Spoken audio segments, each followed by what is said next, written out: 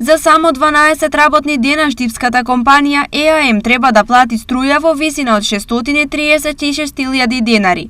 Податокот дека компанијата има сопствен фотоволтаичен систем за производство на струја, оваа сума ја прави нестварна, а револтираниот сопственик на фирмата на Facebook напиша: За само 12 работни дена плюс 220 киловати панели, кој ќе преживее, ќе раскажува. Објавија од компанијата приложувајќи ја високата сметка.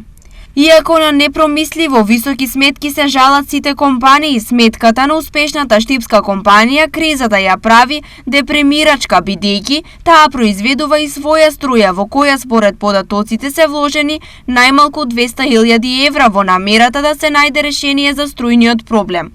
Токму оваа и други вакви реакции ја мобилизира опозицијата за секојдневни критики, дека освен високи цени, во бизнисот со струјата има и висок криминал. Фирмите немаше да плаќаат скапа струја, доколку претходно владата не се трудеше да става провизии на увозот на јаглен и мазут и навремено се снабдуваше. За власта, обвинувањата на ВМРО ДПМН се нестварни и тенденциозни. Тендери во 4 очи немало. Досега, додека сум јас директор, не само и претходно на Арик Битола, нема ниту една јавна набавка. Значи, ниту една јавна набавка на која што била повикана една фирма и се склучил договор во 4 очи. Ова најодговорно денеска ви отврдем пред цела јавност. Во огнот на препукувањата, владата на 28 септември вети дека ќе го изнесе планот за антикризни мерки кои треба да ги опфати и граѓаните и компаниите, кои има распон од 68 милиони евра.